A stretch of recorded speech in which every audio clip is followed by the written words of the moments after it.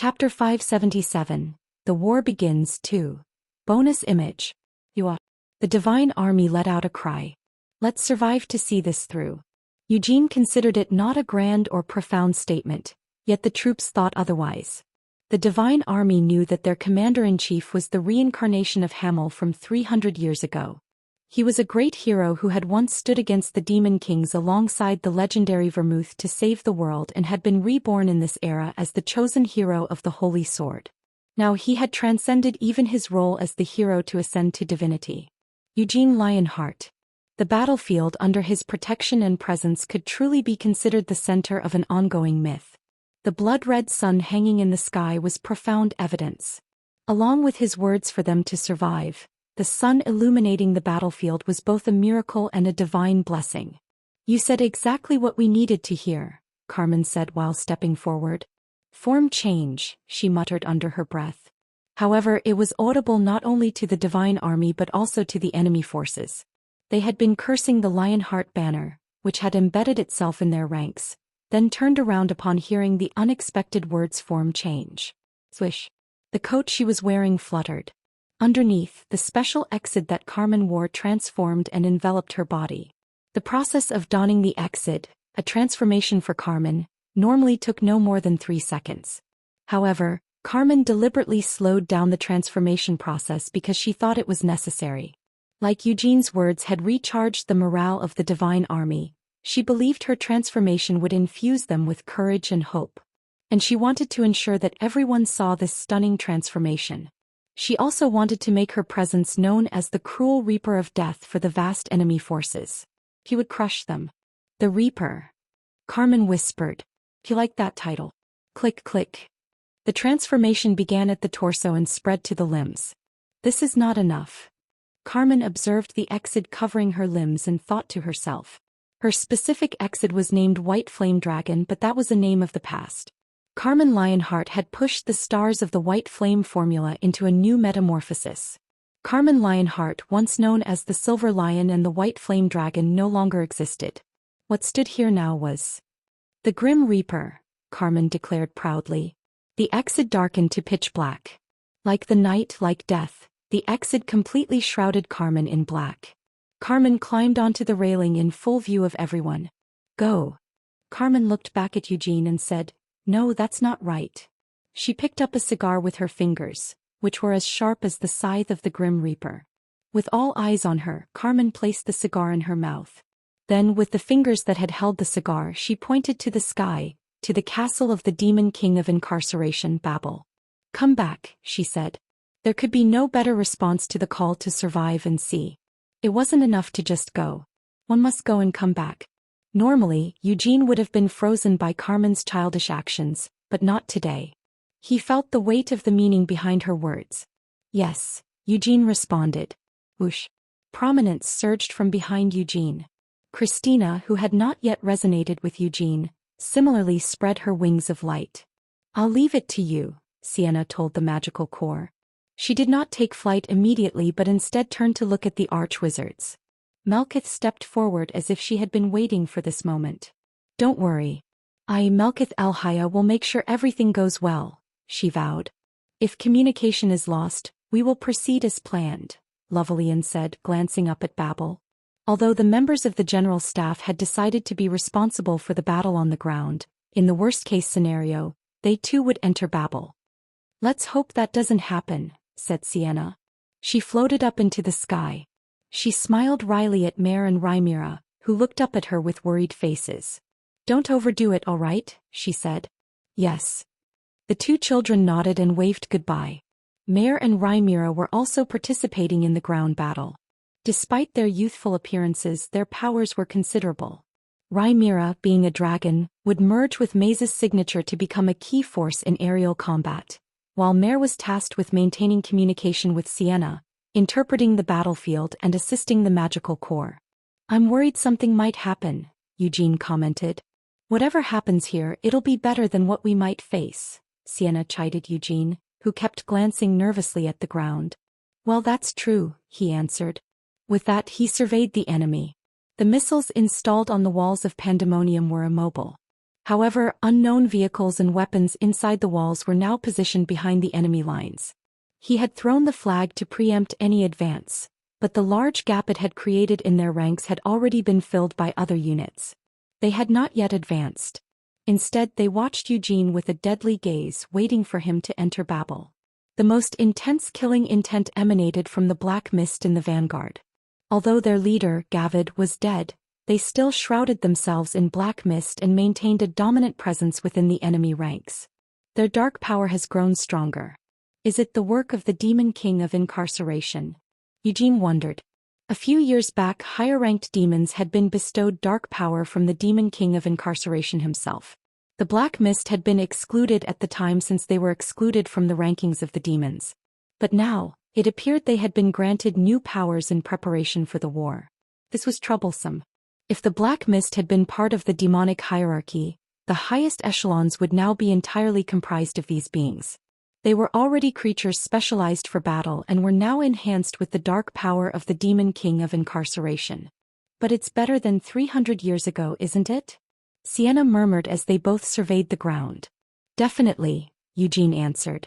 There was no denying it. 300 years ago, on the outskirts of Babel, a desperate band had gathered on the Red Plains, exhausted to the point of having nothing left but their lives to gamble. The band, true to its name, had mostly perished on the Red Plains. But this time was different. Eugene gazed coldly at Babel. Yes, things had to be different from 300 years ago. Back then Eugene as Hamel died in Babel. He never reached the throne of the demon king of incarceration. I've been thinking, Eugene said suddenly. Babel was drawing closer. Whoosh. The wing of prominence flared dramatically behind Eugene, sending flames of feathers shooting forward. He engaged in a spatial leap and moved past the front gate of Babel. Rather, he reappeared at a higher point. Do we really need to enter through the main gate? He questioned. Sienna gave a hollow laugh in response to Eugene's question. She cast a spell and teleported both herself and Christina right next to Eugene. We tried that 300 years ago, said Christina. Back then we couldn't break through the barrier that enveloped Babel, so we had no choice but to enter through the gate. But don't you think we'll be able to break through this time? Asked Eugene. They could see chains densely surrounding Babel. 300 years ago they had failed to penetrate those chains and had to breach the outer gate first. There shouldn't be anyone hindering us in Babel now except for Balzac, Sienna reminded them. There had been no shield of incarceration for 300 years, and no new blade of incarceration had been appointed since the death of Gavid. The demon king of incarceration's personal guards, the Black Mist, were also on the ground. As it stood, only Balzac stood in their way to the throne of the demon king of incarceration. There might still be traps, monsters, or undead lurking around like 300 years ago, but frankly such things no longer posed a hindrance with how strong they were. They could immediately clear away whatever blocked their path. That's true, but... Eugene started. Dark flames ignited around Eugene. He gripped Levantian and eyed the barrier. I'd like to break that first. Rumble. Flames burst forth from the blade of Levantian. Sienna couldn't help but smirk in response to Eugene's straightforward statement. She pulled out Mary from inside her robe and pointed it toward Levantian. I also want to break it, she said. Sienna had longed to overcome the chains of incarceration and Babel her entire life. A light flickered from the tip of Mary. Scattered petals drifted into the flames of Levantian and burned to ash. However, the magic did not disappear. Instead, it augmented Levantian. Sizzle. Sparkling currents began trickling the surface of the flames. Eugene raised Levantian above his head, which was now heavier than before. Proceed as you wish, said Christina. Obviously, Christina had no intention of stopping Eugene, and neither did Anise. She did not intervene. Christina clasped her hands in prayer and stepped back. Levantian cleaved the sky. The crimson flames struck Babel like lightning falling from the sky. Roar. The chains encircling the space around Babel were shattered by the flames. Babel trembled as if it were about to collapse. Whoa! A great cheer erupted from the ground. It was the sound of the demon army starting its assault. Eugene ignored it. He raised Levantian once more. He had completely sliced through the barrier of Babel with that single strike. Now Babel was just a menacing demon castle floating in the sky without any barrier to protect it. Eugene stared at the center of Babel at the wide, tall main castle. 300 years ago Hamel died attempting to ascend it.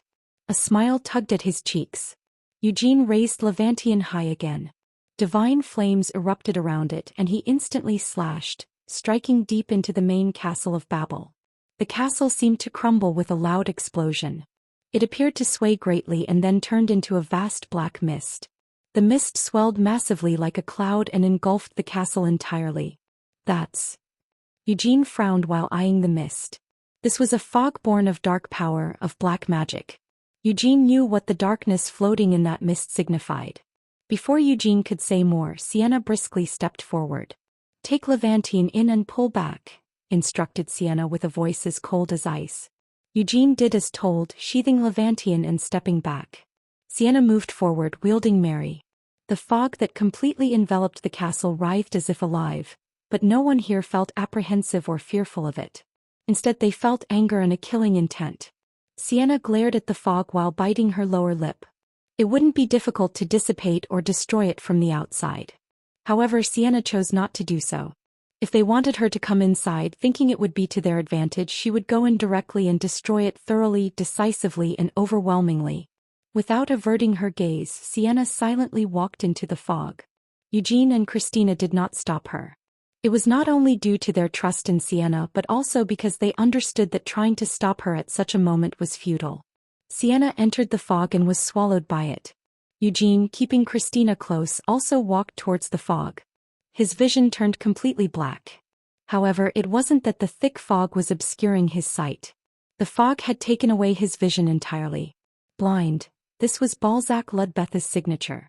"I expected it to be used below," commented Eugene.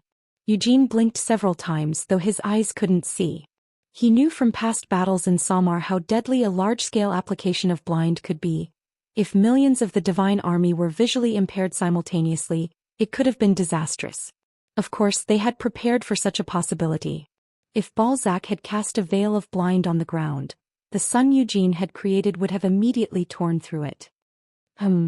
Eugene tilted his head slightly.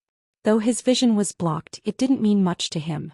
Even without sight, his other senses remained intact. In fact, he didn't even need to rely on those other senses. Just by blinking a few times, his vision returned. "Magic like this can't possibly work on me," Eugene muttered as he surveyed his surroundings. Christina, too, had regained her vision on her own. She sighed softly next to Eugene. "You chose not to listen to Sir Eugene's advice," she said. "Balzac had been spared, allowed to flee, and even advised to run." Christina narrowed her eyes as she stared ahead. Balzac stood in front of the firmly shut gates. "I almost expected you to try entering the throne room outright. Doing so would make my position as the gatekeeper quite ridiculous, wouldn't it?" Balzac adjusted his usual glasses slightly as he smiled. "Gatekeeper?" Sienna tilted her head as she muttered. Blind was still in effect. However, Sienna had not lost her sight from the beginning. One of Sienna's signatures, Empress Rule, allowed her to dominate magic at a lower level than hers. Although Empress Rule typically had several limitations when it came to black magic, Absolute Decree allowed it to control even black magic. "The door is already open, so why would you need a gatekeeper?" Sienna commented. Sienna's chilly voice caused Balzac's shoulders to twitch. "Haha." Balzac let out a hollow laugh after immediately turning around. Until just moments ago, the door had been shut, imbued with multiple spells to ensure it would never open. Yet, unbeknownst to Balzac, it now stood wide open. "The door is open, yes. But if you do not allow entry, is it not the same as being closed?" Balzac gave a bitter laugh as he looked forward again. "Balzac Ludbeth," Sienna spoke as she extended Mary forward. "What are you as you stand before me now?" Balzac didn't reply. "Former Black Tower Master? A wizard? A black wizard? The gatekeeper of Babel?" questioned Sienna.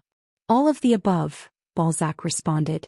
A dark staff appeared from the drifting fog. Balzac held the staff in his left hand and stretched out his right hand towards Sienna. "And also the staff of incarceration," he added. Creak. The palm of his right hand split open, revealing a small mouth. "Good." Sienna nodded. "Then die." Mary flashed brilliantly with light. Chapter 578. The War Begins 3. Bonus image. King. A mana-infused bud blossomed at the tip of Mary. Thin beams of light were shot from the fully opened petals, forming lines of radiance. Balzac immediately activated gluttony in his right hand. The mouth of greed extended beyond his palm up to his forearm. Balzac's arms split open like the jaws of a reptile. The approaching light entered gluttony via the mouth, and it immediately devoured the light. Crunch. The mouth closed and the light disappeared. Simultaneously, Balzac's face contorted. His stomach turned and blood spewed from his mouth. It was impossible for him to digest the magic he had just swallowed. Ugh. Balzac stepped back while vomiting blood. Crack, crack, crack. His left arm fractured and bubbles formed on the surface of his skin. The undigested magic began to tear gluttony apart from the inside. Balzac forcibly swallowed the blood he kept vomiting as he thrust his staff forward. Boom. He hurled a mass of dark power toward Sienna. Simultaneously, gluttony opened once more in his right hand. It regurgitated the magic after failing to digest it. But though he vomited it out, Balzac managed to interpret some of the magic and wrest control over it during that brief moment. Both the mass of dark power and Sienna's magic were hurled toward her. However, Sienna felt no sense of crisis from them. She swiftly stretched her fingers and drew a line in the air. Both magics were extinguished simultaneously. She had not merely overpowered them. Rather, she interfered with the magical formulas themselves and turned the magic into nothingness. How beautiful! Balzac exclaimed in admiration, wiping the blood smeared across his mouth. He had never seen such a clean dispel. He felt shocked by Sienna's first attack, but even more so by her dispel. It was truly overwhelming. Balzac felt an insurmountable gap between himself and Sienna. They were on different levels. No matter what magic Balzac used or what measures he took, it seemed impossible to inflict even a scratch on Sienna. "Did you retract Empress rule because you are looking down on me?" he questioned. "That's right," Sienna answered without hesitation. "Even without Empress rule, your magic will not reach me." That seems to be the case," Balzac admitted. "Just once," Sienna declared. Her left hand opened wide. "With this one spell you will die." It was a proclamation made without any emotion. Sienna was certain, and so was Balzac. He chuckled bitterly and nodded. "Then I must try not to die. Not just once but twice, if not 3 times, he responded. "No, that's impossible. You won't get a second chance." "Just once, only once," declared Sienna. Crackle. Purple light gathered in Sienna's left hand. Seeing that, Balzac couldn't help but doubt his eyes. That purple light wasn't mana. It was a sinister light that Balzac knew couldn't possibly belong to Sienna Merdane. In fact, he knew to whom it originally belonged. "That is, the power of Duke Giabella," he muttered. "Right. It's Noir Giabella's dark power," answered Sienna. Sienna had harvested the dark power of Noir along with the demon eye of fantasy. Although she only possessed a fragment of Noir's original power, it was still so vast that its limit was difficult to gauge. Balzac let out a short laugh and set down his staff. "Thank you," he said. He was expressing gratitude even though his own death was imminent. Sienna had countless ways to kill him. Even another volley of the initial burst of light alone would have been enough to kill him. Balzac would have been rendered unable to respond. However, Sienna was sincerely preparing her magic to end him in a decisive single blow. Balzac felt grateful. Although Sienna had retracted Empress rule, saying he would fail to reach her regardless, Balzac did not feel that she was looking down on him. Rather, he felt that she was being considerate. "She's making sure I won't have any regrets," Balzac thought gratefully. He had known from the beginning. Although he stood here as a gatekeeper, Balzac was never able to guard the gate. Balzac was too insignificant and pitiful compared to the obstacles they had overcome so far. No matter how desperately he struggled, he could not become a hurdle they needed to surpass. In fact, he couldn't even be considered a pebble in their path. He had known from the beginning. He stood there in their path despite knowing. If he had wanted to become an obstacle, he should have become an enemy much earlier. From the start, Balzac had no intention of being an obstacle. "Divinity of magic," said Balzac. That was what Balzac ultimately hoped for. "Thank you for giving me the opportunity to witness it," he said sincerely. He released his staff, but it did not fall. Balzac stood with his staff before his chest and stretched out both arms. Crackle. His right hand split again and gluttony opened its mouth. Swallowing his blood-tainted breath, Balzac brought his left hand close to gluttony. Rumble. A heavy vibration sounded from within gluttony. Soon it regurgitated a pale gray dark power. The power of destruction, Eugene thought with a click of his tongue from behind where he was watching the battle. It wasn't difficult to guess the source of that power. It stemmed from the army of the Nur that had poured out from Horia. Balzac had been actively involved in that battlefield, devouring the Nur.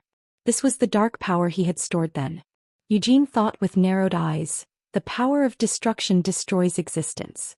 Even the incarnation of destruction isn't exempt. If a human harbored such power, Eugene could somewhat understand why Balzac didn't run away, why he said it was inevitable, and why he stayed at Babel.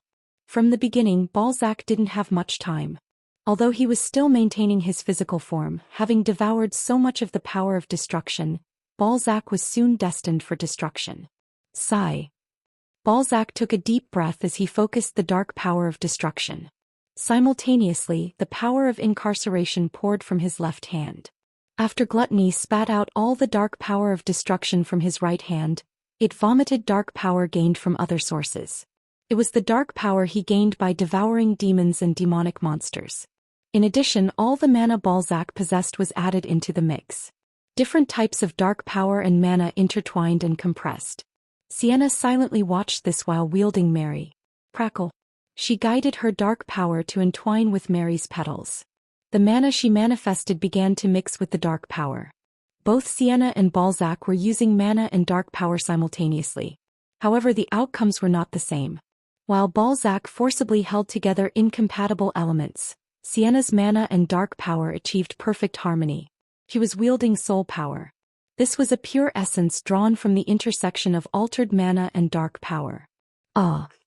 Balzac swallowed the blood welling up in his throat in awe. Even during the War of Horia, Sienna had not possessed such power. If I had experienced this earlier, could I have achieved it too? He could not help but wonder, and Balzac laughed again. It was impossible. This was truly the divine domain of magic. It was a power that transcended legends to reach myth, which only a goddess of magic could wield. Thank you. Balzac expressed his gratitude once more. He was thrilled to be able to see such a thing before dying, to experience death through it. He thought even 100 thank yous would be insufficient. At the same time, a thought came to mind. Magic was something he couldn't help but love. It was captivating. It didn't matter how much talent one had in magic. One could love even without ample talent. One did not expect anything in return for love. He simply loved and had been loving. How could one not love such wonder? It is ready, he said. Balzac gripped his staff with trembling hands. Roar. The staff vibrated like thunder, straining to control the overwhelming power. It began to fracture. Balzac's body reacted similarly. His originally pale face turned ashen like a corpse, and Gluttony's teeth clacked together noisily. Any regrets? Sienna asked. None, Balzac responded, prompting Sienna to nod. Had he expressed regret, she might have been disappointed. Claiming himself as a wizard, a black wizard, and the staff of incarceration. Dying with such firm resolve would at least be honorable for him. Then, Sienna said. The soul power gathered at the end of Mary was no bigger than the size of a fist. It was incomparably smaller than the power Balzac had amassed. But it was of a different caliber. Both Balzac and Eugene knew this fact. Eugene stepped back a few paces to shield Christina behind him. If they were caught in that power, it wouldn't end well. Farewell, Balzac Ludbeth. The words Sienna uttered contained no trace of regret or attachment. She had no reason to feel such emotions for Balzac. He was a foolish black wizard who devoted his life to magic and yearned to reach the pinnacle of magic. He deserved at least some respect for such devotion. Her magic contained just that respect. The murderous intent she held towards Balzac, who had stood in her way as a black wizard, was as great as ever. The ball of soul power moved. The fist-sized light slowly flew toward Balzac. With wide eyes, he watched the light, knowing it would determine the last moment of his life. He wanted to see everything clearly to the very end. And Balzac too fired his magic. His staff shattered as the light exploded. The magic Balzac unleashed was ferocious and barbaric, unlike Sienna's. Before the two magics collided, anticipating the situation, Eugene created a sanctuary with prominence, shielding both Christina and himself. The two magics collided. There was no sound of an explosion or shattering. The collision did not accompany such phenomena. That was because Balzac's magic was extinguished the moment the two forces collided. All the power of destruction he had amassed by sacrificing his lifespan, the mana and dark power he had obtained by altering and devouring creatures, were all meaningless before Sienna's magic. Instead, his extinguished magic flowed into Sienna's, magnifying the mass of soul power. Ah! Balzac neither panicked nor was shocked. He knew this outcome was inevitable. Thus, with a bright smile, he stretched out his right hand. Death approached him slowly, and it took the form he had longed for all his life. If only it were a little longer. With that thought, he opened Gluttony. The wide-open mouth swallowed the approaching death. Sienna's magic was devoured by Gluttony and disappeared. For a moment, Balzac stood still, arm extended. Shortly after, he managed to part his trembling, quivering lips. "Thank you." Sienna did not respond but lowered Mary. "Magic is..." Balzac's voice cracked as he spoke slowly, "so marvelous and magnificent." Crackle crackle. Balzac's right hand split and began to crumble. With each breath he took, he could feel his internal organs disappearing. The beings devoured by Gluttony turned into books that were shelved within Balzac. The same went for magic.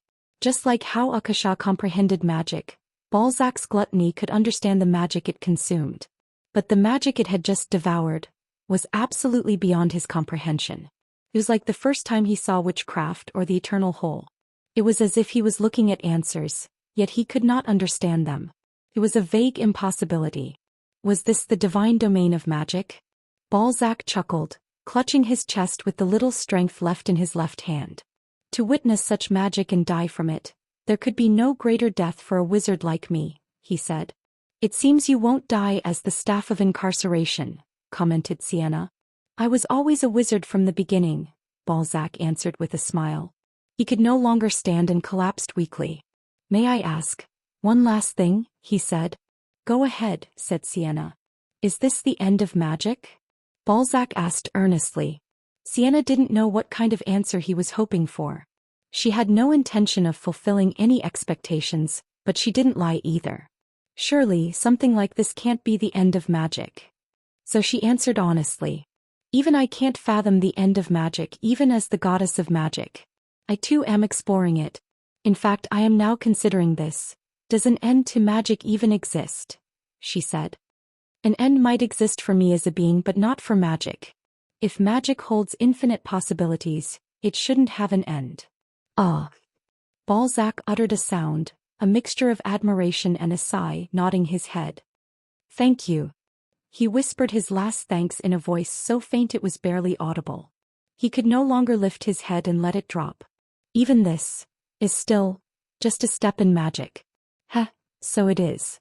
All his internal organs had disintegrated. And now even his physical body began to vanish. His vision blurred, prompting him to close his eyes. He made no effort to cling to his consciousness, which seemed on the verge of snapping. His body would disappear, but his existence would not. He was bound by a contract and his soul was tethered. Despite facing death, the contract remained firm. After the dissolution of his body, Balzac's soul would return to the demon king of incarceration. "I'm glad I chose to be a wizard," Balzac muttered with a smile. His life had been marked for death long ago. He had never entertained thoughts of survival. He had been content to die at Eugene's hands. But if possible, he had hoped to die at Sienna's hand, slain by the magic of the one he revered. That wish had been fulfilled. No, he had experienced a death beyond what he had hoped for, the best death imaginable. With this blissful aftermath, Balzac's spirit would return to the demon king of incarceration. That was enough. Balzac was content and he died smiling. His shattered body turned to ash and vanished. The full blossom of Mary withered again. Sienna gathered her mana and dark power and looked ahead. The gate was open and there was no gatekeeper. "Let's go," Sienna said, turning to Eugene with an unfazed expression. Eugene, having dismantled the barrier, nodded. "That was straightforward," he commented. "Did you expect me to struggle?" questioned Sienna. "He made quite a show of blocking the way as the gatekeeper, so I thought he might have some trump card," said Eugene.freeabendville.com. Balzac Ludbeth, the former master of the Black Tower, had always acted suspiciously since Aroth. He died in such an anticlimactic fashion for someone who's been so suspicious all this time, Eugene grumbled as he walked toward the open gate. Chapter 579. The War Begins 4. Eugene remembered passing through the gates of Babel, the road towards the main castle. 300 years ago this place was teeming with demons, undead and chimeras, and it was riddled with traps. But now it lay empty. Aside from Balzac, who had died blocking the way, and the demon king of incarceration in the throne room, there seemed to be no one else in Babel. Because it's meaningless, Eugene thought as he walked through the desolate garden. It was a garden without a single flower or weed. It was questionable whether this place could still be called a garden, but the scattered, neglected sculptures suggested it once served as one. Recreating what was here 300 years ago wouldn't stop me now, he thought. Too much time had passed. Back then, breaching Babel was a matter of life and death, but not anymore. That left Eugene with more questions. Vermouth could have breached the garden alone even then. But he didn't. Vermouth had his share of struggles in Babel, before and during his battles with the demon kings of carnage, cruelty and fury. Vermouth had always given his all. Eugene never thought it was just an act. It simply had to be that way. Eugene didn't voice his thoughts. He had his suspicions. No, he was certain and he acknowledged it. But he did not want to confront it. He had been avoiding it. But now he could no longer afford to do so. Hadn't Vermouth already told him? He knew Vermouth's true identity, the oath, the goal 300 years ago. He knew what the demon king of incarceration yearned for. What decision would Eugene make after coming to know all the truths? That would be the final trial of the demon king of incarceration. At last, Eugene reached Babel. Now he was heading towards the throne room. So now he couldn't ignore it anymore. He couldn't look away. Eugene would learn the truth from the demon king of incarceration. And then, he would have to decide. Decide. What decision would he have to make? You will have to make a decision after knowing all the truths. That will be the demon king of incarceration's final trial. He didn't know. That was beyond his guess.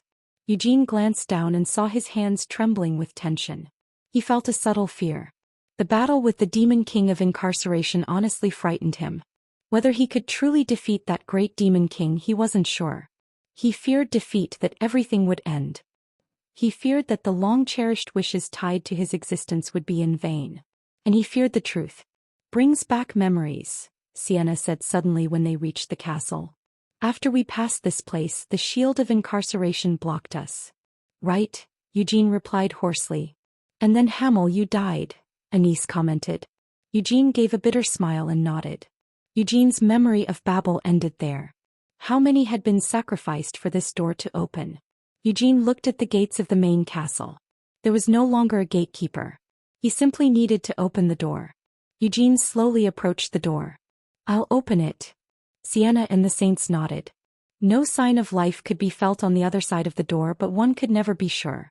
Eugene reached towards the door, prepared to draw Levantian from his cloak at a moment's notice. Creak. However, to Eugene's surprise, the door opened easily. The interior was completely empty, revealing the corridor he had struggled through 300 years earlier. Swallowing hard, Eugene stepped inside first. Clang. The sound of chains echoed. Anywhere else, it might have been dismissible, but in Babel, one could not afford to ignore the sound of chains. From the moment Eugene had infiltrated Babel, the demon king of incarceration would show no mercy. Startled, Eugene drew Levantian. He intended to check on Sienna and the saints, but that proved impossible. There was no one around him. Was this an attack? If it were, there would have been some sign. Even if Eugene hadn't sensed it, Sienna would have reacted. Not an attack. No, this isn't an attack. There's no malice here. Is it magic? Or a power? Eugene considered. Babel was the domain of the demon king of incarceration. Every phenomenon here was under his control. Eugene kept his guard up as he surveyed his surroundings. In the pitch darkness, something flickered. Chains. Countless chains melted into the darkness and entwined the entire space. As the darkness slightly faded, something else began to appear. Eugene realized what it was. They were memories. Memories of events that had taken place here were slowly becoming visible. Has everyone fallen? The demon king of incarceration spoke. Startled by the voice, Eugene looked in its direction. The darkness abruptly cleared away. Roar. Rumble. He stood at the highest level of the Demon King's castle in Babel, where the Demon King of Incarceration resided. It was a place Hamel had failed to reach 300 years ago. The scene was unmistakable.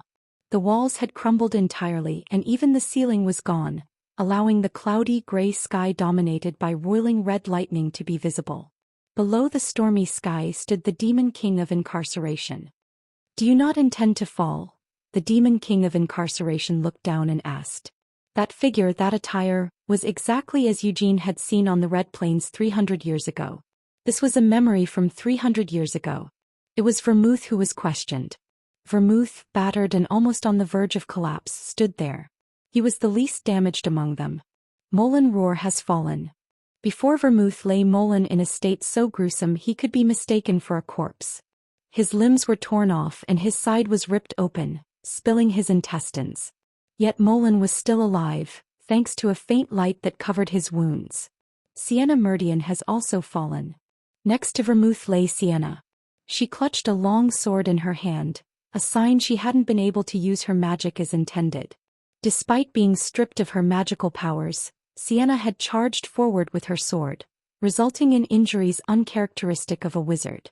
Though not as severely as Moulin, Sienna too had suffered wounds typical of a warrior and had fallen. Anise Slywood has also fallen. Behind Vermouth lay Anise, her entire body soaked in blood. The blood wasn't from an attack or any injuries. It was the cost of overusing her divine magic and miracles. She had bled so much from her stigmata that her white robe was dyed entirely in red. Yet Anise did not abandon her prayers until the end. She had lost consciousness, kneeling in a praying pose. She had allowed Moulin and Sienna to survive despite their severe and potentially fatal injuries. Everything was meaningless, the Demon King of Incarceration continued. Vermouth Lionheart. Your existence is not destined by fate, yet you intervened and tried to change everything, but it was all meaningless. The axe boasted by the robust incarnation of the wilderness, born in the harsh lands, never reached me. The prodigy of magic that this era produced could not flaunt her magic before me. Even the false saint, created by zealots who proclaim themselves a holy empire, could not shine in front of my dark power. Vermouth remained silent with his head bowed. The expression of the Demon King of Incarceration changed as he floated in the sky. He gave a painful smile as if he felt genuine regret. The Demon King of Incarceration said, "Those who leaped into the belly of the god of giants after watching the world's end, the heroes of myth, they abandoned their era and the followers who worshipped them. They attempted to defy the next apocalypse, but even that was meaningless. Defying fate is a difficult endeavor. They may have harbored hope and desire, but they ultimately failed. However, I do not wish to mock them.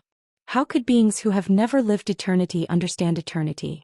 Hamildines. The reincarnation of Agaroth was born human, and destruction does not wait for him to realize his divinity," the Demon King of Incarceration continued. At Vermouth's prolonged silence he commented, "Perhaps all this distortion was caused by you." Vermouth flinched at those words. They were words he most certainly did not want to hear. He had considered the possibility countless times. It can't be. I was not wrong. I did nothing wrong. It was something he had desperately avoided. "I know you were desperate," said the Demon King of Incarceration. "You were suddenly born and you were certain of your existence and purpose. You did not hesitate to become a seeker.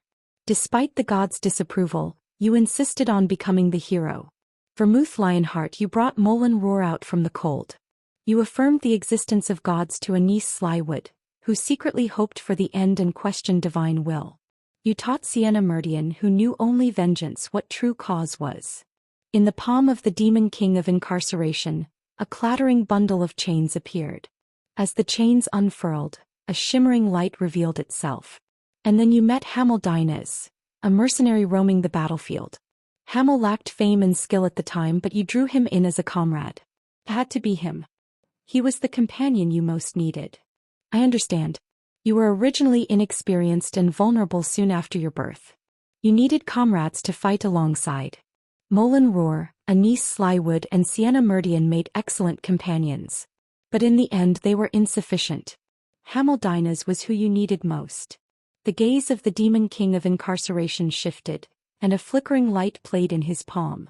It was a soul, the soul of Hamel, cursed and dead. However, Vermouth Lionheart. With your birth, everything began to twist. The demon king of destruction, unlike before, rampaged brutally, and the divine sword Altair intended for Hamel ended up in your hands. And even the moonlight sword.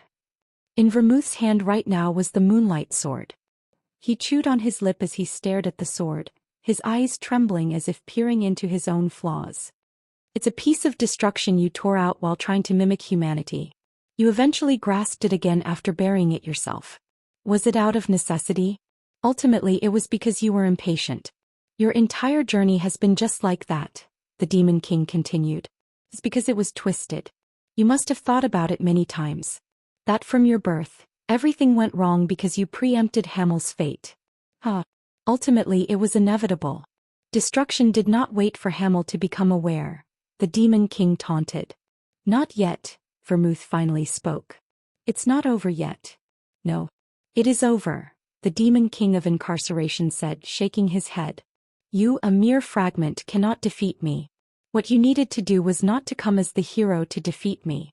It was to stand before me with the immature Hamel. Vermouth started. If you had opened the way. I am a Demon King, Vermouth Lionheart. You ask too much mercy from a Demon King.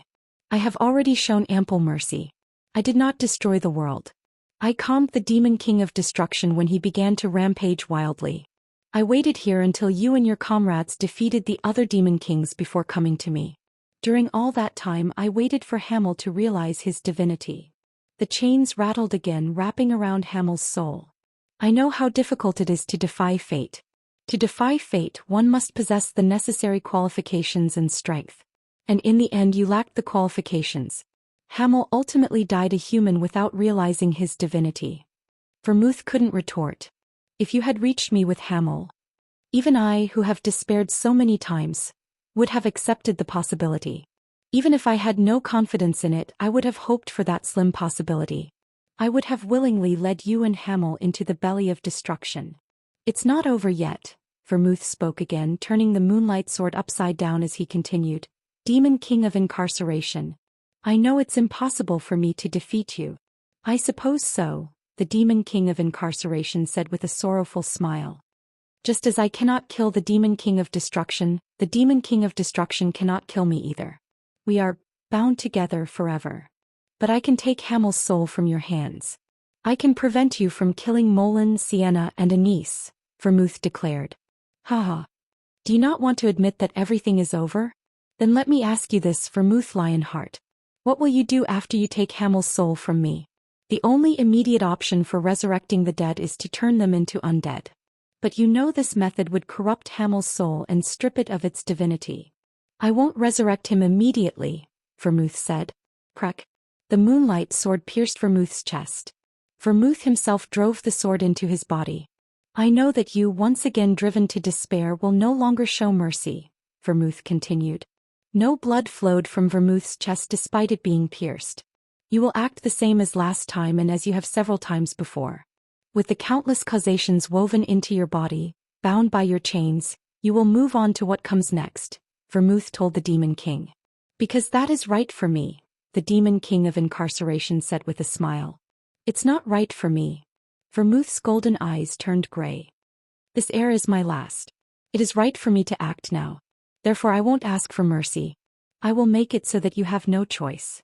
The response altered the smile on the Demon King of incarceration's face. He slowly descended as he spoke. You'll make it so I have no choice? How? I will break the chains you've drawn with the curse of eternity, Vermouth said as a sinister dark power enveloped his body. The undulating aura looked like flames or manies. Vermouth slowly raised his hand and pointed at the Demon King of incarceration. I may not be able to kill your existence, but I can sever your numerous chains, he declared. You overestimate yourself. Can you, a mere fragment, truly do that? Questioned the Demon King of incarceration. I can, answered Vermouth. Vermouth took a step forward. Poof. The dark power of destruction flaring around him took on other colors. Countless colors mixed into the flames. The Demon King of incarceration stared at the magic swirling around Vermouth and muttered, You're not just a fragment after all. The demon king of incarceration realized he had misjudged Vermouth. Vermouth Lionheart, what do you desire? To prevent the destruction of this world, Vermouth answered. Is that the hero's desire? Or the desire of a fragment of destruction? Questioned the demon king of incarceration. I am not a hero, Vermouth answered. This is the desire of myself and everyone, Vermouth responded with an unwavering voice. The demon king of incarceration fell silent for a moment, then chuckled and nodded. Have you not yet despaired? He asked. If Vermouth had begged for mercy, he would have been deemed unworthy of consideration. But even in the worst of situations, this being, revered as the hero yet not the hero, saving humans while not being human, chose actions that were both heroic and humanly. The demon king of incarceration couldn't help but laugh. Such a demeanor was something he had despaired and lost long ago. Therefore, the demon king of incarceration whispered with a smile, then prove it to me. Prove that it's not over yet. That you must not yet despair. Vermouth, surrounded by intertwining colors, moved forward. Chapter 580. The Demon King of Incarceration, 1. Bonus image. I cannot kill Vermouth and neither can Vermouth kill me, the voice declared. The sound of plodding footsteps followed. Thus the only thing we could do was to erode each other's minds through extreme pain. The clanking of chains echoed in the air. But to me, pain has long since become a nauseatingly familiar presence, so much so that now it feels utterly inconsequential. Pain cannot wear me down because there is scarcely any mind left in me to wear out. Vermouth is different, or so I thought. Unlike the essence of Vermouth, he appears almost human in character, as if he is inebriated, the voice continued. Eugene stood motionless, listening to every sound. The demon king of incarceration ascended the stairs, accompanied by these sounds. Eugene, Sienna, and the saints watched his every movement. In fact, Vermouth faltered and nearly fell many times there. Yet he stubbornly rose again and again to come at me, the demon king of incarceration said. This place was the very heart and pinnacle of Babel. It was the throne room. It was not in vain. As Vermouth himself had said, he was breaking my chains. I could not be killed and he could not be killed. He was undaunting and the end never came. So there was no other way, the demon king of incarceration said. He turned around atop the stairs. He looked down at all who had reached this place, his face breaking into a faint smile. We made an oath, he confessed. The numerous chains draped over his back formed a throne. The demon king of incarceration sat on the throne of chains he had created. I returned the soul of Hamel Dinez. I did not kill Moulin Roar or Sienna Meridian, nor Anise Slywood. I stopped the war. I made the time Vermouth could endure a grace period for this world, he continued narrating. Eugene said nothing but glared at the demon king of incarceration. However, the others did not remain silent. One of the saints spoke. Why would you make such an oath? What did you stand to gain from it? It was Christina who asked. She was born in this era. She was someone who would not have existed without the oath from 3 centuries ago. Hope, the demon king of incarceration answered with a laugh. His reply did not sound like it came from a great demon king who had ruled for eternity. What I gained from the oath was hope. If this world does not end, then there is no need to move on. The disappearance of the demon king of destruction would be a joyous event for me, the demon king explained. But it was you who started the wars. Christina accused. It was a necessity. It always has been, the demon king of incarceration replied before closing his eyes momentarily. Even if the world now fails to overcome its destruction and fades away as previous worlds have done, there is still something I gained from the oath. That is possibility and memory. This era was special. If I move on, I can reflect on the previous era and guide a new current. You, Eugene began, knew Vermouth. Chewing on his lip, Eugene glared at the demon king of incarceration. Oh, of course you knew. But, the way you just acted as if you've known Vermouth since before. I know what you're trying to say, the demon king of incarceration interrupted, opening his eyes. His dull gaze seemed to pierce Eugene from the throne. The oath I made 300 years ago here in the throne room of Babel was the second oath. Eugene had expected the answer, but it was still shocking to hear the truth. Eugene bit down so hard his molars cracked and blood burst from his gums. Blood dripped from his clenched fists as well. The first oath was in Khazard. It was there that Vermouth first tore away his nature in an attempt to mimic humanity. I met Vermouth there, the Demon King revealed. At that time the Demon King of Carnage had not yet been vanquished. From the northern ice fields to this place, Alcarti, the frontier of Devildom, had been the domain of the Demon King of Carnage. Being the lowest in rank among the Demon Kings, he was used as the spearhead in invasions. He was the first to face the continent's retaliation and the first of the Demon Kings to perish. Khazard was the domain of the Demon King of Carnage, near the demonic citadel. It was no concern for the Demon King of Incarceration to intrude on another Demon King's domain. The other Demon Kings, Carnage, Fury and Cruelty, knew that not all Demon Kings stood equal. He was a mysterious being. Not a Demon King, not a demon, not a human. An entity that was nothing. And so, an entity that wished to become human, the Demon King of Incarceration continued. He could never forget the thrill of that moment. In all the eternities he had lived through, repeating worlds time and again, there had never been anyone like Vermouth. He was a major variable, a possibility unique to this era. The world shook.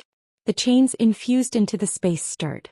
The first oath, which had been incarcerated beyond memory, was revealed.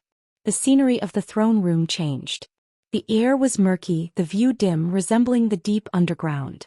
The Demon King of Incarceration knew this place. He had passed through it in a previous destroyed era. There was an altar erected by those who worshipped the Demon King of Destruction. The era had been destroyed, swept by the seas, resurfaced and buried underground.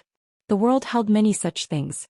But this altar held no meaning, no mystery. No matter how much it was worshipped, connecting with the Demon King of Destruction was impossible. Now this altar was merely an ancient relic. No amount of sacrifice or prayer could bring about such events or such beings. What are you?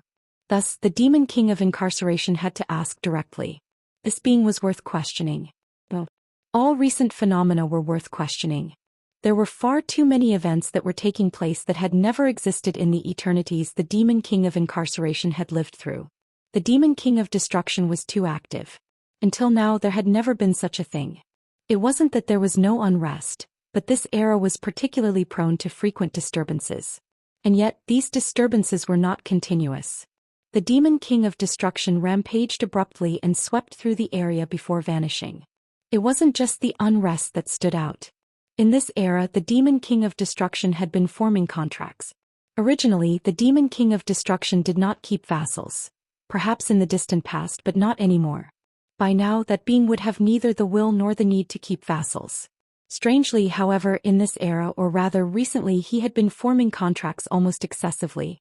The entity spoke. What had just been a sinister gathering of mist now transformed as it uttered a word: Vermouth. Ash-gray hair and golden eyes. Vermouth. Lionheart. The Demon King of Incarceration knew that name. It was a name he had known long ago, a name he thought he would never hear again.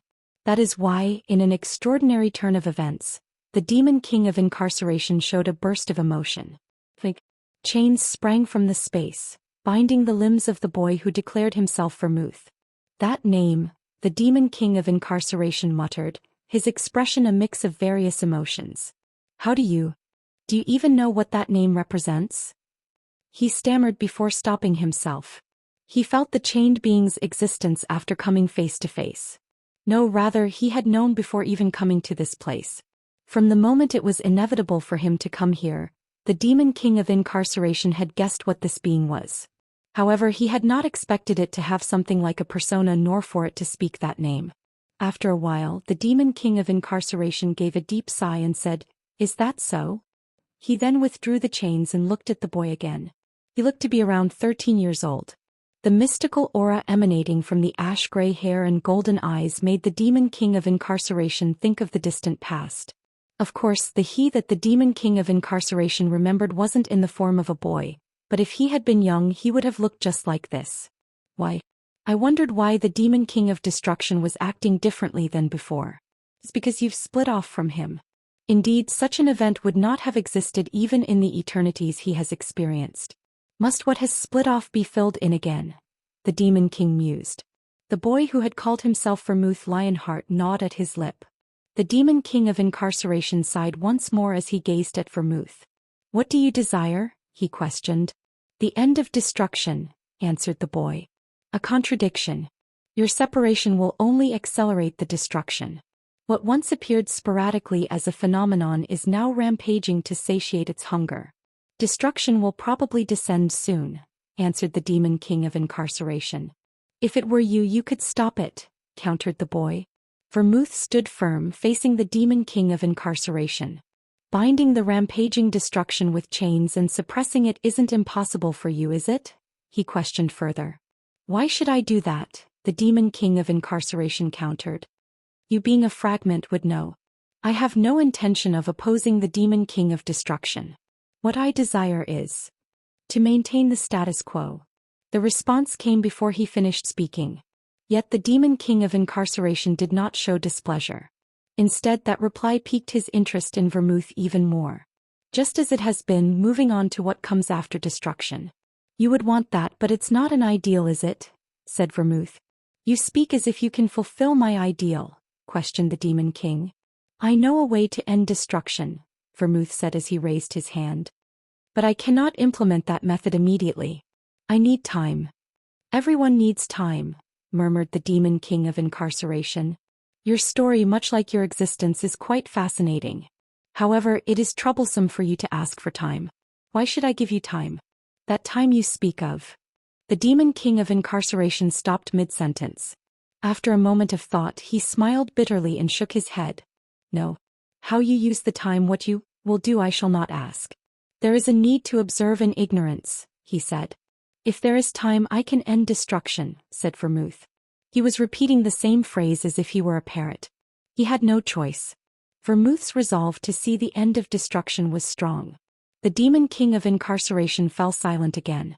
The end of destruction. That phrase sounded incredibly sweet to him. Having witnessed countless repetitions, he couldn't help but love such a variable. How much time do you need? Thus, the demon king of incarceration inquired. He could never refuse a conversation on this topic. Even if all of it were meaningless, the experience itself would nurture the eternity of the demon king of incarceration. Enough time to put an end to carnage, cruelty, and fury, and until I find you, answered Vermouth. Ha!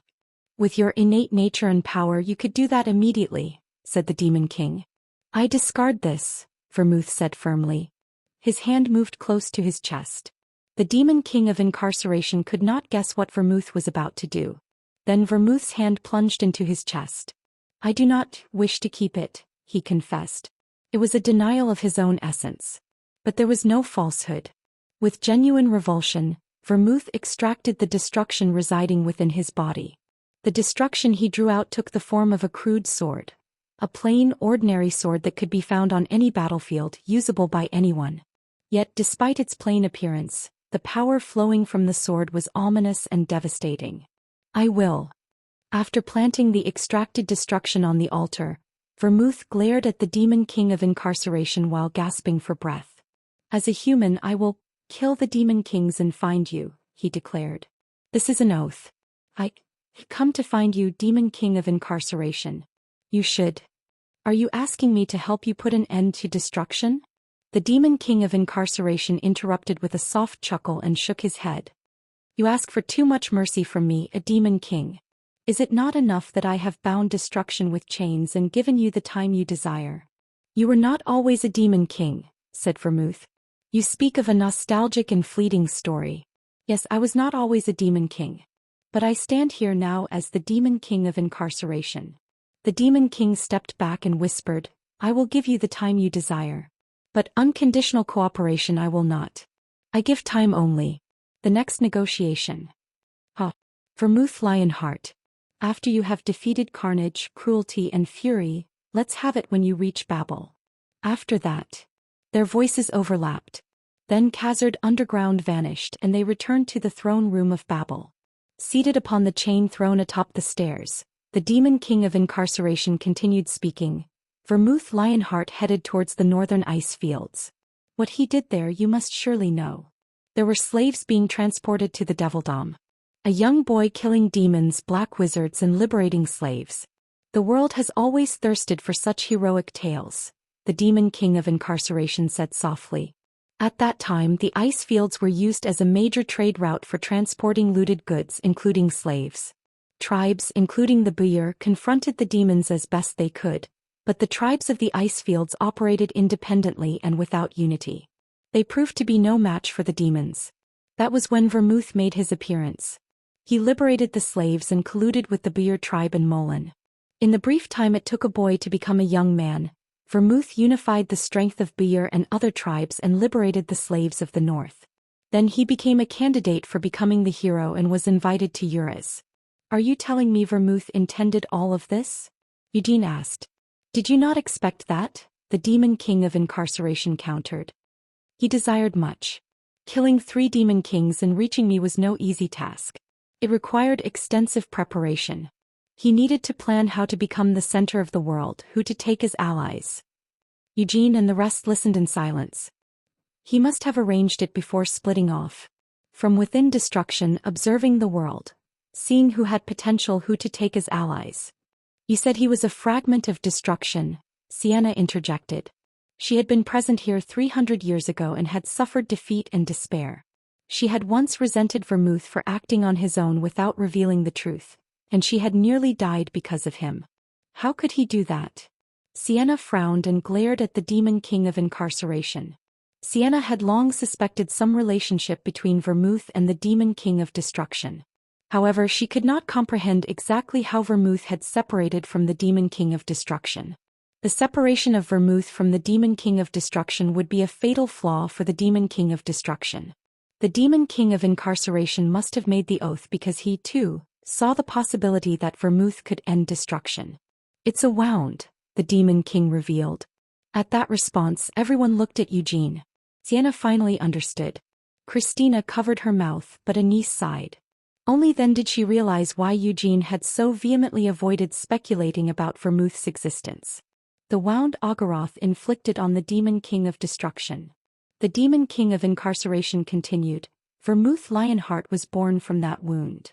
I should never have been born into this world. Eugene clenched his bloodied fist.